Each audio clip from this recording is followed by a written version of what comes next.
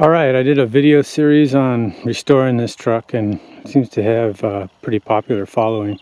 So I just want to do a little follow-up. It's about a year later and I put this truck into use a lot for kayaking trips. And obviously if you kayak, first thing you're gonna want is a vehicle to haul your kayak around, and how you're gonna put it on a rack and where you're gonna store it when you get home. So this is an older Toyota, which were really reliable. They were known as Hiluxes all over the world. Toyota tried to call them a mini truck in the United States, which never really caught on. So some of the features I did, obviously, is I tore the standard pickup bed off and I put that flatbed on. It gives me a place to sleep. I'll show you that in a second. If I just throw this tarp up over the top of the kayak, it gives me a bit of a tent to sleep inside of. I peel that back in the morning and I can make my morning coffee, make my cereal, get going in the morning. The box, obviously, I store things in there when it's on the road, and then I flip it up and it acts as a little bit of a wind and rain shield as I'm sleeping with my head in there. And obviously I tie it back there, but most of the time I just use an old 2x4, stand that up, holds the thing upright. Here's the back end setup for camping. The kayak up there and just a small tarp. And obviously the lid flipped up, and instead of a board, I tie it up there because you don't want that thing slamming down on your head while you're sleeping. Show you what it's like when I pull it down. Just shake that tarp off and put it away. This way I don't have to take the kayak off the roof. It just stays up there. And actually the tarp works out pretty nice because you can see it covers the cockpit area. So when I throw life jacket, spray skirt, paddles, fishing boxes, anything else up in there, it stays dry. The racks, obviously, they're about 66 inches wide, so they're not any wider than the outside mirrors of the truck, but they'll haul 2 kayaks easily, even 3 kayaks wide up there if I need to. And it's just a padded bar, and that seems to work best as far as a rack goes. I've gone through every form of rack known to man, kayak saddles and rollers and you name it. What is important is having a roller here to roll the kayak up on top of the rack if you're a one-person job and your kayak's pretty heavy, as mine is. Once it's up there, just having a big padded bar works best, and you can just slide the kayak around where you want, tie it down. So 1 over bar back and 1 over bar in the front, and then I do another tie down to the front of the vehicle. I did storage boxes down here. They're not giant. They're about 14 inches wide and 12 inches deep and about 14 inches high, but they give me spaces to carry a few spare tools, jacks, chains, the things that I don't need to get to right away. I did some mods in the front, and I can show you those a little better. I was able to add some LED lighting, and there was a little box here, came out, and one of these little switch boxes fit in really nicely. So I was able to put three switches in there, which I use for my running lights, my front bar light, and my rear lights.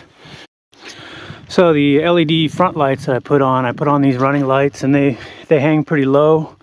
These little lights are detachable on both sides, just a little plug-in waterproof connector. I just unplug that, shove it back into the slot, so that gives me light from any angle that I need.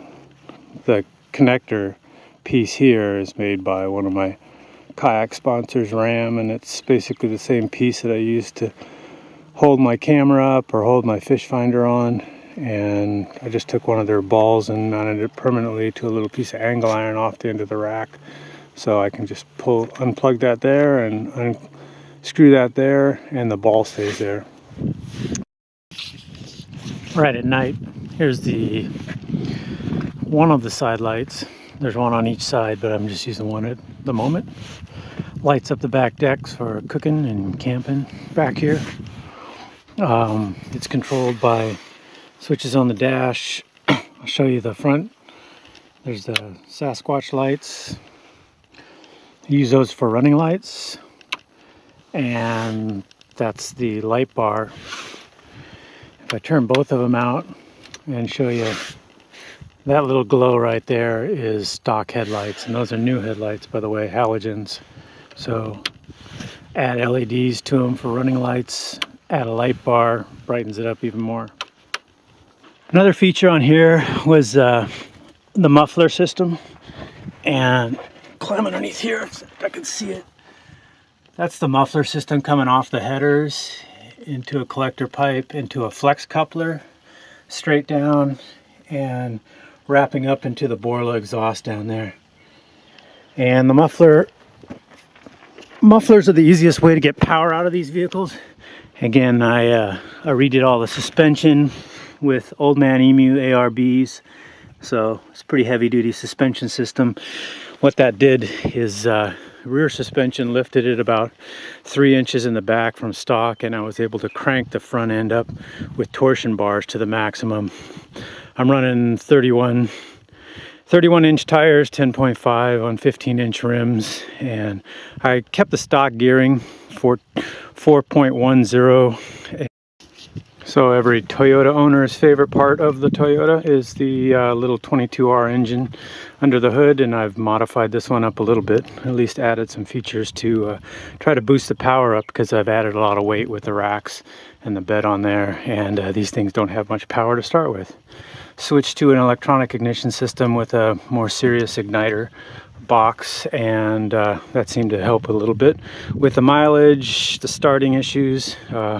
Put a heavier coil wire in there, better plugs, got the same header system, Doug Thurley headers that have been on there for 20 years. This is a Weber 3236 with a big air intake system and an Offie air intake manifold. And I had a lot of issues with the older parts on this, plugged up with carbon or cracked and leaking, and they seem to slowly come on over time, start to rob the power, screw with the idle, all that stuff. So in one big swoop I just replaced everything, and pretty happy with it. Runs really nice now. Alternators are a problem. I've replaced that one a couple times. They're just an issue on this truck that you just have to deal with. So I carry a spare alternator in the toolbox back there under the bed at all times, just because it's that bad. But yeah, it added a lot of torque and fun to drive in the low end. On the high end, nope. Same problem with these trucks. So you get up to about 60, 65, and you've pretty much at the max. So everybody who has a 22R knows that the one modification you need to do if you want to get that top end power out of your engine is undo those 4 little bolts down there, which connect the motor to the vehicle, and you pull this motor out and you put a bigger motor in, because you're not going to get there from here on these little cars. You're going to get better torque, a little boost, and have a little more fun to drive, get your takeoff power up, but you're really not going to fix that high-end power. So if you're driving down the freeway at 75 miles an hour on one of these things, you pretty much got your foot mashed all the way to the floor. All right, that's the end of the video, and I hope you've enjoyed it. It's worked out really well for me. And as always, thanks for watching.